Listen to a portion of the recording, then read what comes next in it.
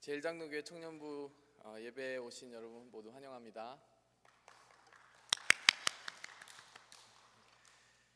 오늘 우리에게 임하실 하나님의 말씀은 사도행전 17장 1절에서 9절 말씀입니다.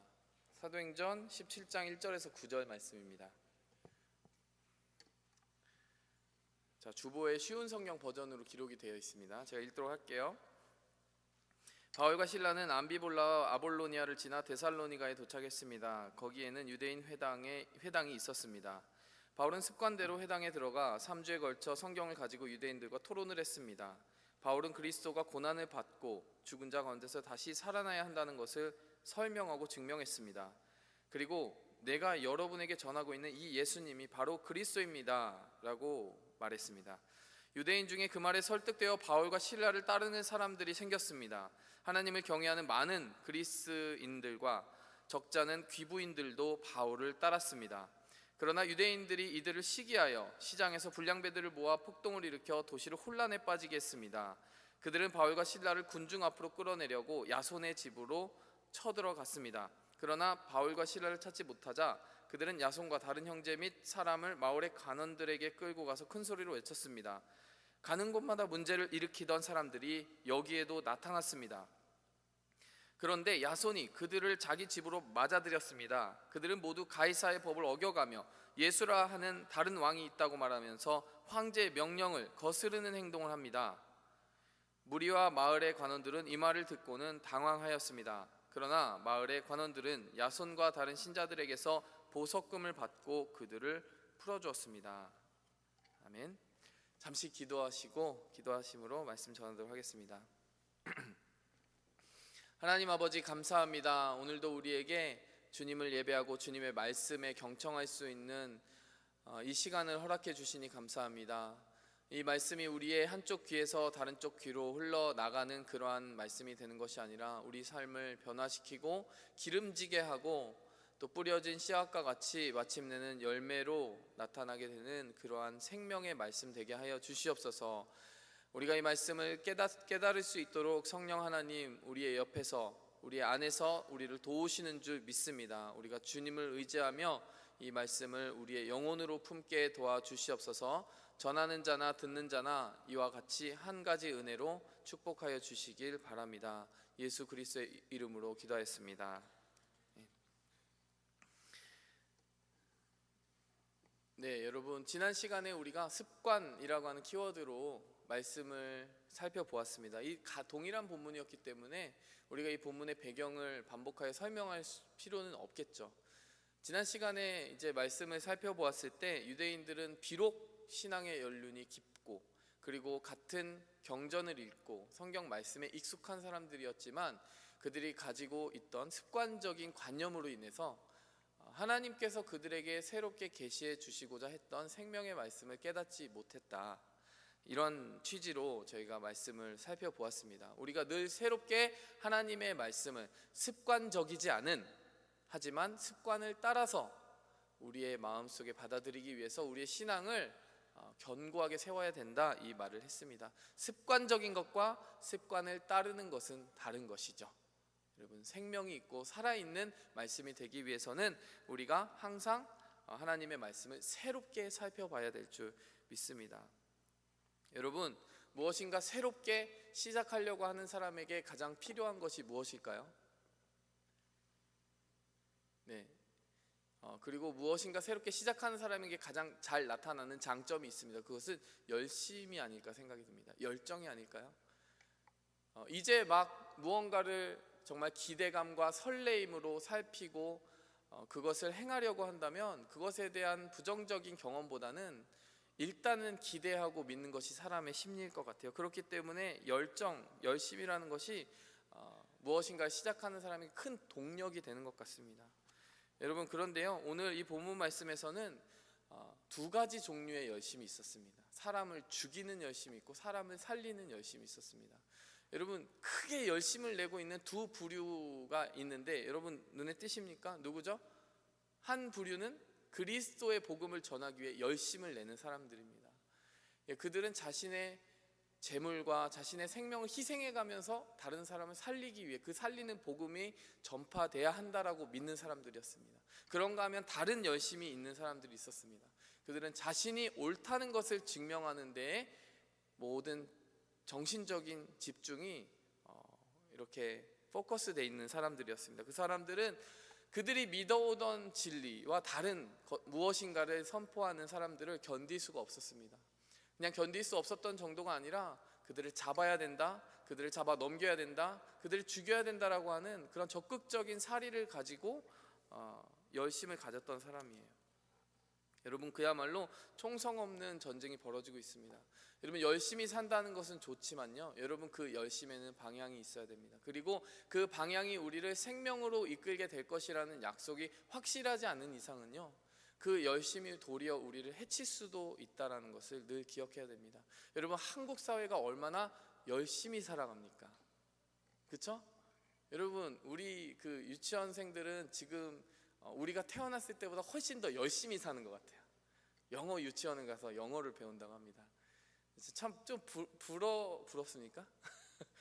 하나도 안 부러운데 여러분, 참 더 열심히, 남들보다 더 열심히 살기 위해 애를 쓰는 것 같아요. 여러분, 그런데요, 아주 놀랍게도 아주 당연하게도 통계에 보면 여러분, 가장 불행한 학생들이 가장 많이 있는 나라가 우리나라입니다. 왜 그럴까요? 여러분, 누군가의 머리 위에 올라서기 위한 그 열심이 결국에는 자기 자신을 좀먹고 갉아먹기 때문입니다.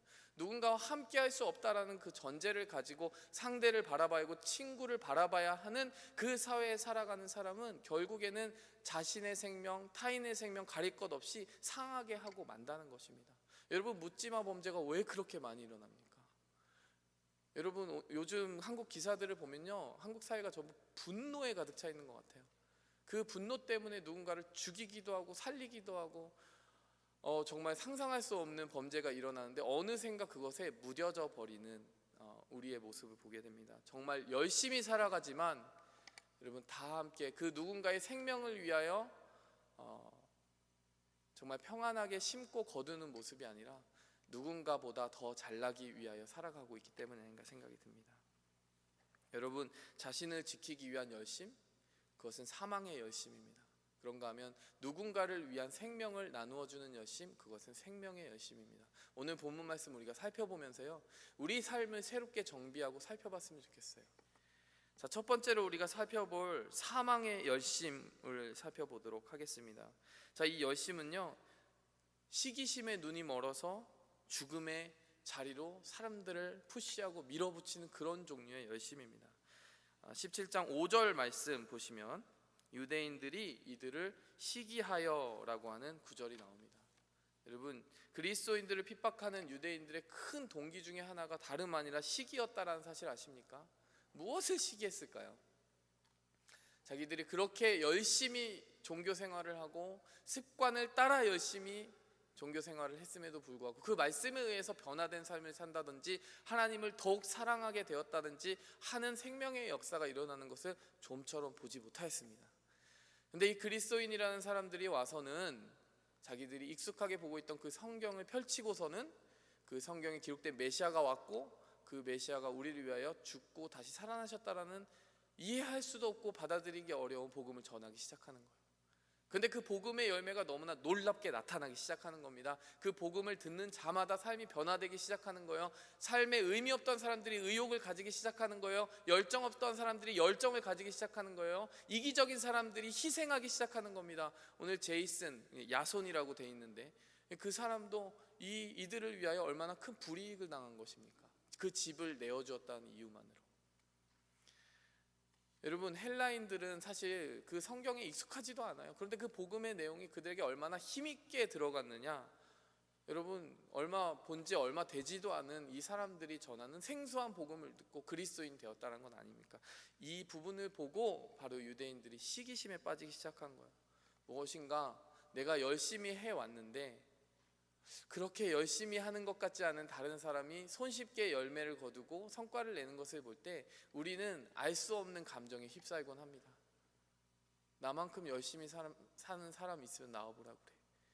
우리는요, 우리의 삶을 너무나도 우리의 열심의 기초 위에 세우려고 해요. 여러분, 그러나 그리스도인이 된다는 것은 무엇입니까? 내가 할 수 있는 것이 아무것도 없다라는 것을 고백하고 시작하는 것입니다.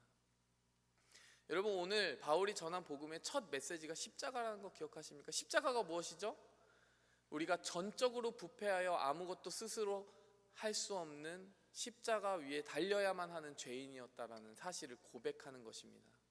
여러분, 복음은 십자가에서 시작합니다. 우리가 스스로는 회개할 능력조차 없는 죄인이라는 것을 고백하는 거예요. 매우 불편합니다. 우리가 하나님을 원하지도 않고 찾을 수 있는 능력도 없다라는 거예요. 여러분, 그런데요, 그것이 인정될 때 여러분, 우리에게 자유가 열립니다. 어떤 자유가 열립니까? 그러한 자격 없는 우리를 조건 없이 받아주신 하나님께서 우리의 삶을 끝까지 책임져 주시고, 우리가 상상할 수 없는 풍성한 은혜로 날마다 걸음마다 예비해 주실 것이라는 그 믿음을 가지고 살아가는 것이기 때문입니다. 더 이상 내 이름과 명성을 위해서 싸우면서 자기 의를 높이기 위해 살아가는, 아둥바둥하는, 정말 절박하게 살아가는, 절벽 끝에서 매달려 있는 그런 절박감으로 살아가는 것이 아니라는 것입니다.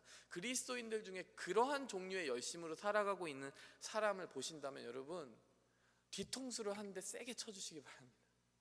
여러분, 그것은 그리스도인의 삶이 아닙니다. 그리스도인은 하나님께 모든 중립기여를 맞추고, 여러분, 하나님께서 우리의 삶을 드라이브 하시도록 편안하게 살아가는 삶을 살아가는 사람들입니다. 여러분, 그릇된 경쟁의식과 비교의식은요, 우리를 비참하게 만들 뿐입니다. 그리고 그것은 비밀하게 감춰 있을지라도 반드시 언젠간 드러나게 되어 있습니다. 어떤 분이 이런 말씀을 하시는 것을 들어본 적이 있어요. 교만은 마치 자기 주머니 안에 있는 송곳과 같다. 무슨 뜻일까요? 다른 사람 눈에 보통은 감추고 싶은 것이 교만한 마음입니다. 누구도 말해주지 않아도 교만한 마음, 경쟁심리, 시기심, 이런 것들이 얼마나 자신을 좁고 작고 치졸하게 만드는 것인지 너무나 잘 알아요. 그렇기 때문에 자기의 교만을 감추기 위해, 시기심을 감추기 위해 아무리 꽁꽁 싸매서 자기 주머니에 놓더라도 어떻게 되나요? 송곳이? 송곳은 그 주머니를 뚫고 자신을 찌르거나 남을 찌르게 되어 있다는 것입니다. 그 모습을 드러내게 되어 있다는 것입니다.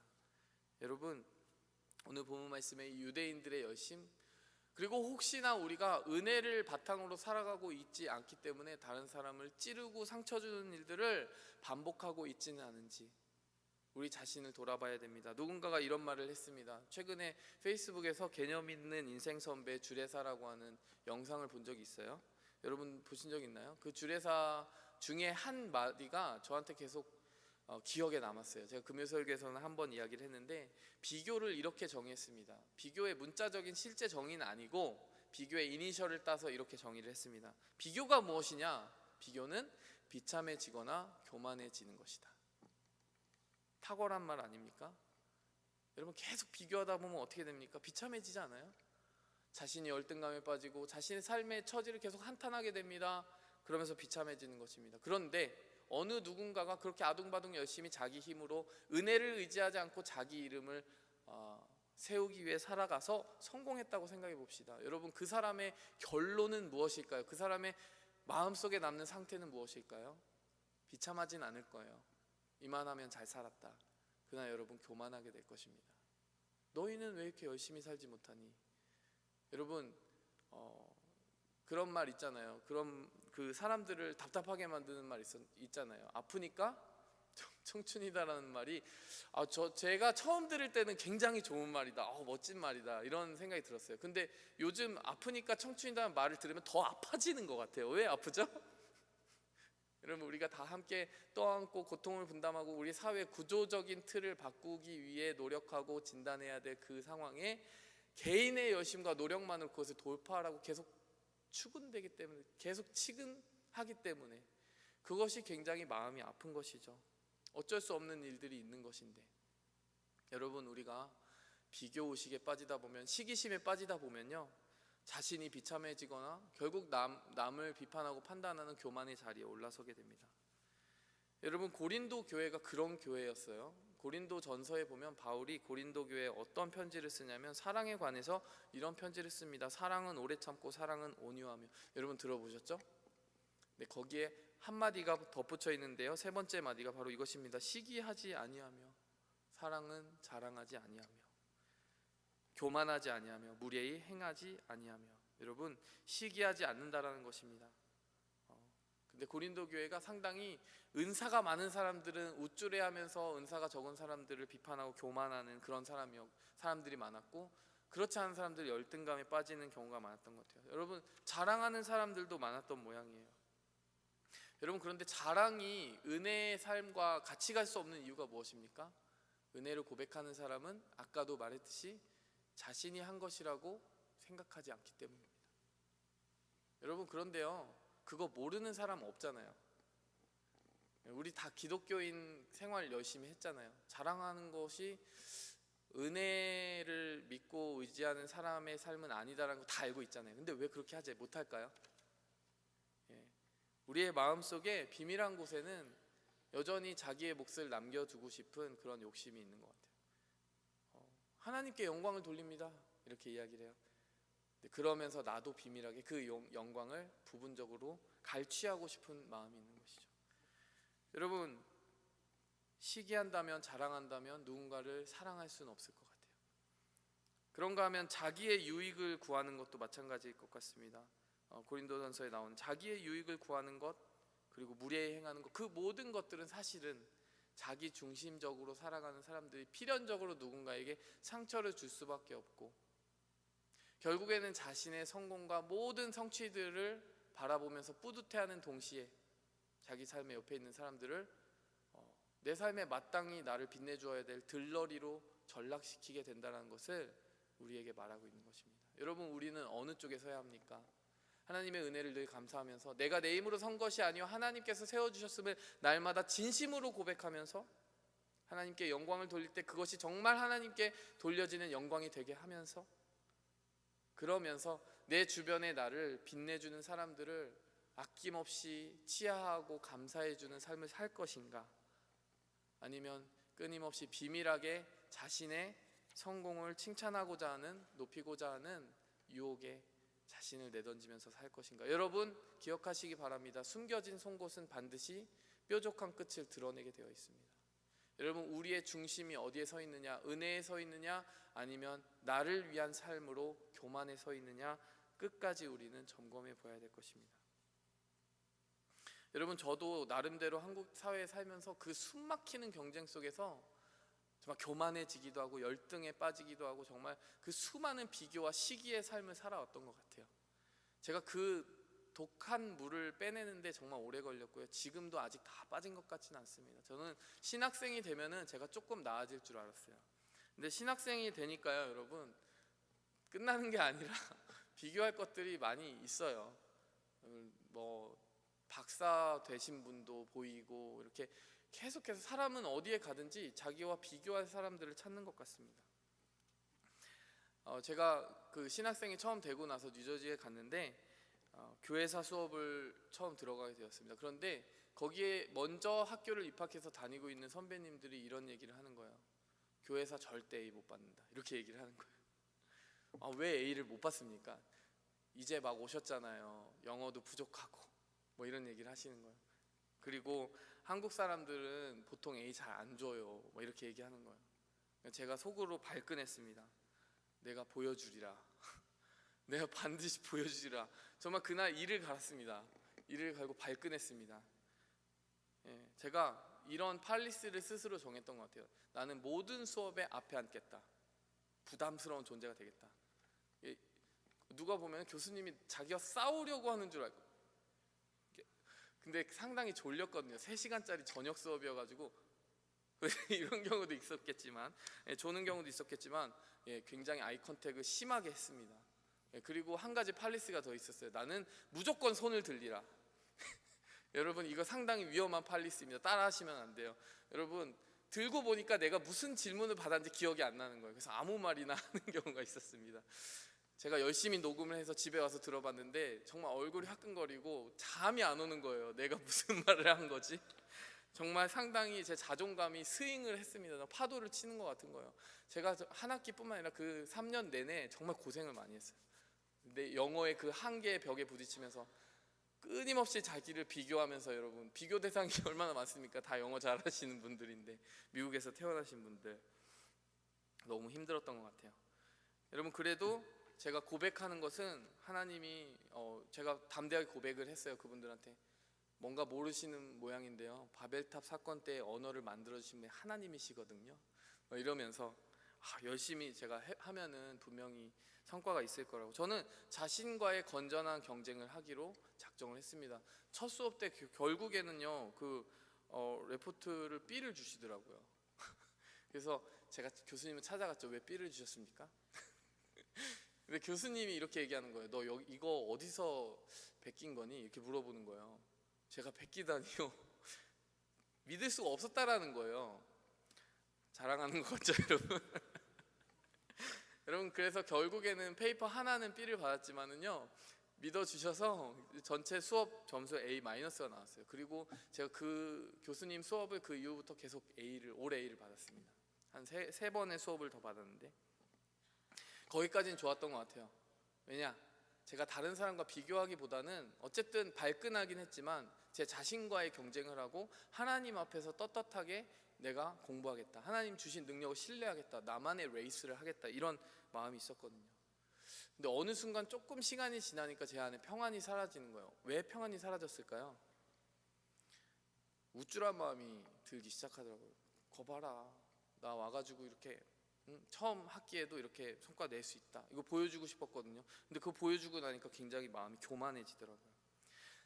나만의 경쟁에 만족했으면 좋았을 텐데 그 심리가 묘하게도 다른 사람들을 향한 우월감으로 변질되기 시작하는 것을 보았습니다. 그럼 그러고 나니까 굉장히 두려운 거예요. 추락하는 게 두려운 거예요. 실패하는 게 두려운 거예요. 마이너스 하나만 붙는 것도 되게 A 마이너스 B 뭐 이런 것도 두렵고, 실패하는 거, B 맞는 것도 두렵고, 이런 거예요. 제가 제 자신이 되어서 편안하게 공부할 수가 없겠더라고요. 제 자신이 미워지기 시작했습니다. 그래서 결정을 했어요. 그 수업을 듣는데 굉장히 고생하고 있는 한국 분들에게 제안을 하나 했습니다. 제가 매주 복습하는 시간을 따로 같이 가졌으면 좋겠습니다. 제가 좀 도와줄 수 있는 부분 도와드리겠습니다. 이렇게 해서요, 그분들하고 같이 스터디 모임을 만들었어요. 매주마다 제가 제 나름대로 강의를 다시 반복해서 그분들한테 해주기 시작한 거예요. 그러니까 제가 무엇인가 잘 되고 경쟁에서 더 앞서겠다라는 그 마음보다는 뭔가 내가 하고 있는 것들이 다른 사람에게도 의미 있는 일이 되어야 된다는 사실을 계속 끊임없이 한번 되새겨 보고자 한 것이죠. 제 나름대로의 노력을 해본 것입니다. 제가 그 수업 들으면서 제일 은혜 받았던 부분은 그 교수님의 모습입니다. 그 교수님이요, 하버드를 나오신 박사님이신데, 저희가 공부하고 있던 그 신학교는 그렇게 유수한 신학교는 아니었거든요. 경제적으로 이렇게 되게 많은 부유한 신학교가 있는가 하면 좀 가난한 신학교가 있잖아요. 근데 이분은 70에 가까운 나이에도 불구하고 정말 그 수업 클래스룸을 뛰어다니셨어요. 땀에 젖는 거예요. 수업을 다 하고 나면 소리를 지르시는 거예요. 저는 나이가 50인 줄 알았어요. 아니더라고요. 더 놀라운 것은 정말 그분의 이제 집에 통학하시는 모습이에요. 차도 끌지 않고 그냥 백팩, 그냥 학생 같아요. 그 이만한 백팩을 들고 그냥 그 먼 길을 통학하시더라고요. 차가 있으신데 굉장히 소박하게 끊임없이 자신의 달란트를 하나님 앞에 확인하면서 살아가는, 그러면서 그 은혜 안에 만족하는 그분의 모습을 보면서 저는 더 배우게 되었습니다. 교회사의 그 정보를 알고 모르고보다도 그 삶의 모습 속에 녹아든 겸손의 모습이라고 할까요? 그 모든 비교와 성공에 대한 집착으로부터 자유로운 그분의 모습이 좋았습니다. 열심 없이 살라는 것은 아닐 거예요, 여러분. 열심히 살아야 됩니다. 그런데요, 여러분, 누군가와 비교해서 내가 이기기 위한 것이 그 레이스와 그 열심의 동기라면요, 그래서 우리의 영혼을 계속 갉아먹고 지치게 합니다.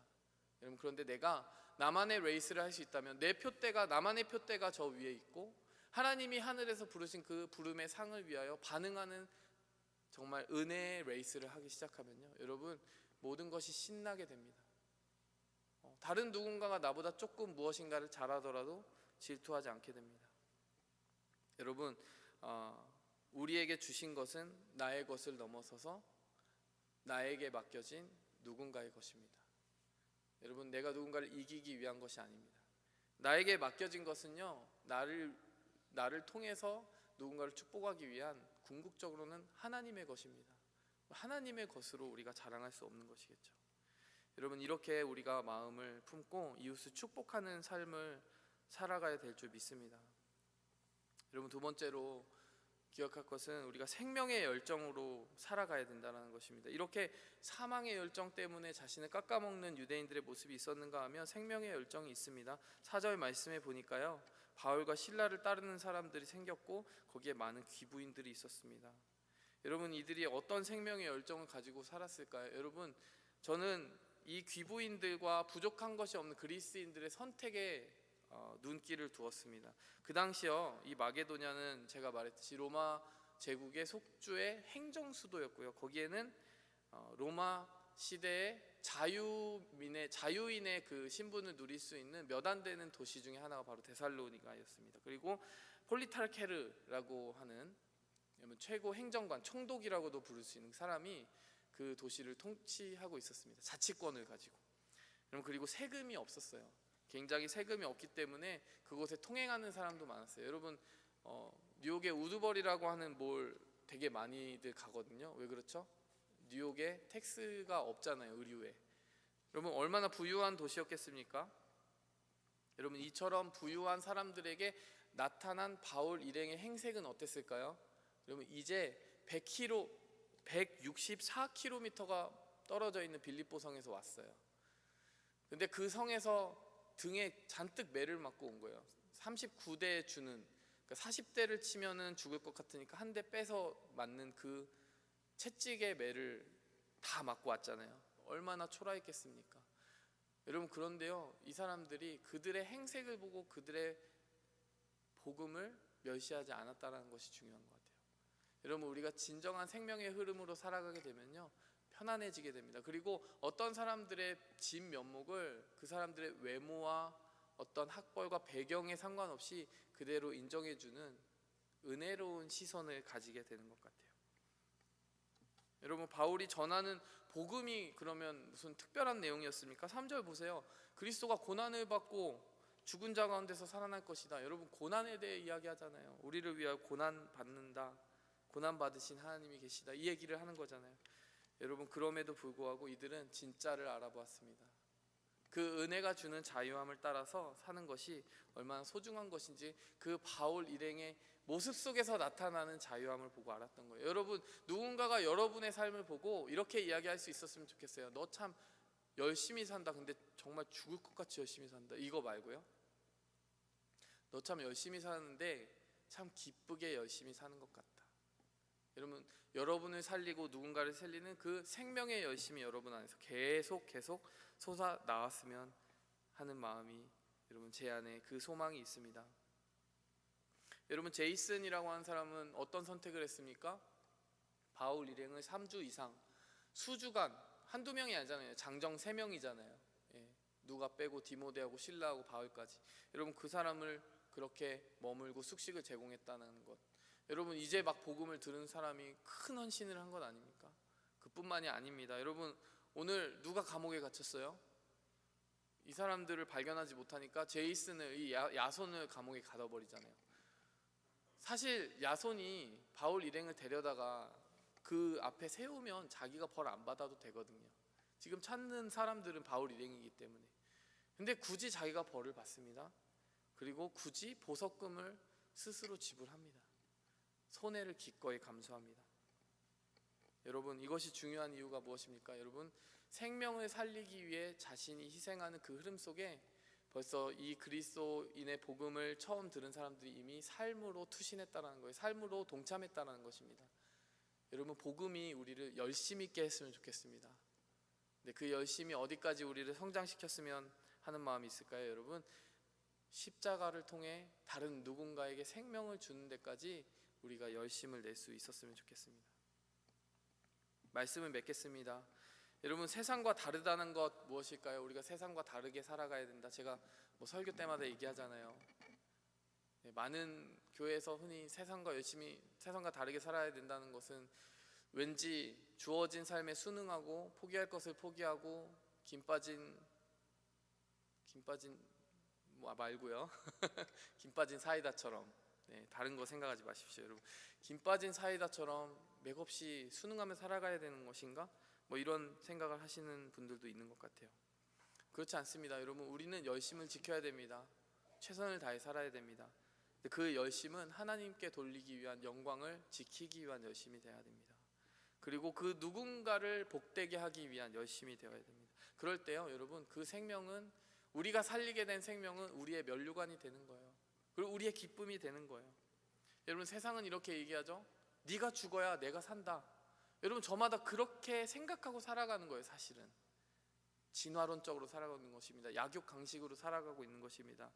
여러분, 그런데요, 복음은 이렇게 이야기합니다. 내가 대신 죽어서 네가 살았으면 좋겠다. 여러분, 우리는 어떻게 이렇게 살 수 있을까요? 우리는 알기 때문이죠.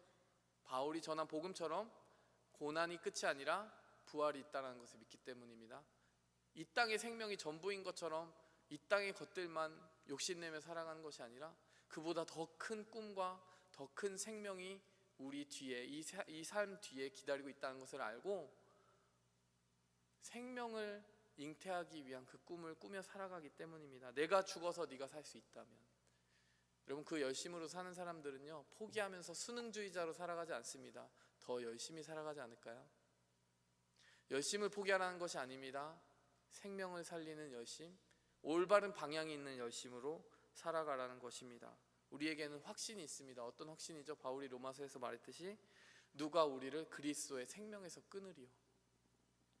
여러분, 너무 절박하게 살아가지 마세요. 어떤 말이냐면은 이거 없으면 나 죽을 것 같아. 여러분, 이것은 결핍 의식으로 살아가는 것입니다. 내 힘으로 서고자 하는 것입니다. 그런데 은혜로 살아가는 사람은 무엇이라 말합니까? 이것 없어도 난 죽지 않아. 그리스도의 사랑에서 누가 나를 끊으리요. 그 무엇도 여러분들의 생명을 하나님에게서 끊지 못합니다.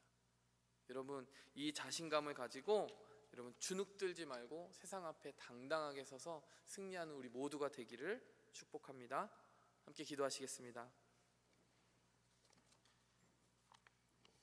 하나님 아버지, 우리에게 복음의 놀라운 소식을 허락하여 주셔서 감사합니다. 세상의 그 그릇된 열심, 누군가를 죽여야만 내가 살 수 있는 그런 배틀그라운드에서 살아가는 열심이 아니라 정말 내가 퍼주어도 내게 있는 생명이 한도 끝도 없이 끝없을 수 있다는 것, 영원할 수 있다는 것, 그 풍성함을 누리는 기쁨으로 살아가는 열심, 그것을 나눌 수 있고 그 누군가의 행복해지는 얼굴을 보면서 그 행복을 나눌 수 있다는 그 행복에 대한 깨달음에서 오는 열심, 하나님, 우리가 그러한 열심으로 살아가게 도와주시옵소서.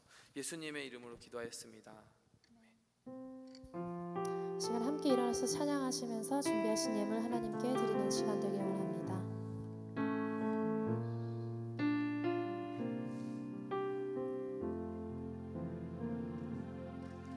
주의 인자하신 그 사랑이 내 생명보다 나으며 위로하시는 주 손길에 내 눈물보다 귀하다. 변함이 없는 주임제가 내 근심보다 가깝고 주님 흘리신 그 보혈이 내 상처보다 진하다. 결국 내 주님과 함께 사는 것, 나의 영원한 소원. 주의 아름다운 안에 사는 것, 나의 영원한 기쁨. 여러분, 이런 시가 있습니다. 연탄재 함부로 발로 차지 말라. 너는 누군가를 위하여 너의 몸을 태워본 적이 있느냐? 여러분, 우리는 어떠한 열심으로 살아가야 됩니까? 누군가를 희생시켜야만 내가 살 수 있다는 이 세상의 법칙, 그것으로 살아가는 것이 아니라, 여러분, 내가 죽어 네가 살았으면 좋겠다, 우리 모두가 살게 될 것이다, 그 부활의 확신으로, 그리고 그 십자가의 사랑으로 살아가는 것이 참된 삶일 것입니다. 여러분, 이 시간 우리를 돌아보면서요, 우리 안에 우리도 모르는 사이에 시기심이 있고 교만이 있고 그 세상의 생각들과 그릇된 열심들이 있는지 살펴보면서 우리가 먼저는 회개하면서 우리의 교만을 들여다보면서 주님 앞에 회개의 기도로 나아가도록 하겠습니다. 주여, 주여, 하나님, 우리의 삶 가운데 우리를 자유롭지 못하게 만들고 우리를 끊임없이 우리의 생명을 가해감 없는 그런 교만한 마음이 있습니까? 하나님, 우리를 계속하여 열심을 내어도 지칠 수밖에 없는 하나님, 그 무한 궤도 가운데 아버지를 사랑하게 하는 그릇된 열심으로부터 우리를 자유롭게 하여 주시옵소서. 우리가 누군가를 위하여 생명을 나누어 줘도 다함이 없는 생명들이 우리 가운데 있음을 확신하는 그 믿음이 우리 가운데 있게 하여 주시옵소서. 아버지 하나님, 우리를 그 좁은 울타리 안에서 아버지 하나님 좁은 그릇의 사람으로 살아가는 데 만족하지 않게 도와주시옵소서. 우리가 하나님을 사랑하는 그 사랑으로 아버지 하나님 이웃을 사랑하는 사랑하게 도와주시옵소서. 여러분, 이 시간 두 번째 우리가 기도할 것이 있습니다. 여러분, 두 번째 우리가 기도할 것이 있습니다. 여러분, 우리가 교만하지 말아야 되겠지만 또 한 가지 우리가 주눅들지 말아야 합니다. 여러분, 우리 안에는 다함이 없는 은혜가 있습니다. 여러분, 가진 것이 없어 보입니까? 여러분, 우리는 그 누구보다도 부유한 자들입니다. 여러분, 주눅들지 마십시오. 여러분, 하나님 안에서 우리 안에 다함이 없는 생명이 있습니다. 이 시간 그 사명을 이룰 수 있게 해달라고, 이 시간 함께 주님 앞에 그 확신을 갖게 해달라고 기도하겠습니다. 주여, 주여, 주여. 하나님, 아버지 위로하여 주시옵소서. 우리 청년들을 위로하여 주시옵소서. 그 삶의 처지에 아버지 하나님 비참해지지 않게 도와주시옵소서. 교만해지지 않게 하여 주시옵소서. 아버지 하나님, 그 어떤 상황 속에서도 아버지 하나님이 주시는 담대한 자신감을 가지고 살아가게 도와주시옵소서. 아버지 하나님, 그 생명의 자신감 마침내 아버지 하나님 세상 속에서 하나님이 비추시는 그리스도의 십자가의 영광의 아버지 하나님 감체가 되게 하여 주시옵소서. 아버님, 이곳에 서 있는 모든 예배자들의 심령을 주님께서 거룩하게 붙들어 주시옵소서. 주님의 성령으로 인쳐 주시옵소서. 아버지, 사용하여 주시옵소서. 바울과 같이, 야손과 같이 아버지 하나님, 이 헬라인들과 같이 사용하여 주시옵소서. 시간 드린 헌물과 또 예배를 위하여 다임 목사님 축복 기도하심으로 마치도록 하겠습니다.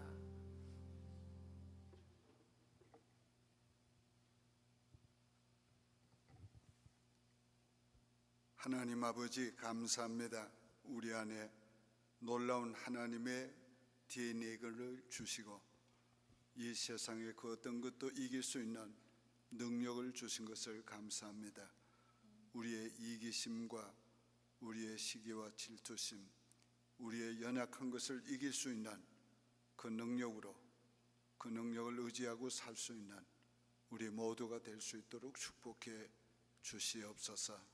오늘도 바쳐진 이 귀한 물질 헌금을 하나님이 기쁘게 받으시고 주님의 영광을 위해서 쓰였고, 바친 손길마다 하나님이 축복해 주셔서 이 땅에 사는 날 동안 물질이 풍성하고 넉넉해서 마음껏 주님께 바치고 선교하고 선한 일하며 살 수 있는 은총을 베풀어 주시옵소서. 지금은 우리 구주 예수 그리스도의 은혜와 하나님 아버지의 크신 사랑과 성령님의 감화, 감동, 인도하시는 충만하신 은혜의 역사가 오늘 주 앞에 예배를 드리고 주 앞에 영광 돌린 주의 모든 자녀들 머리 위에와 저들의 인생길 앞에 이제부터 영원토록 항상 함께 계실지어다. 아멘.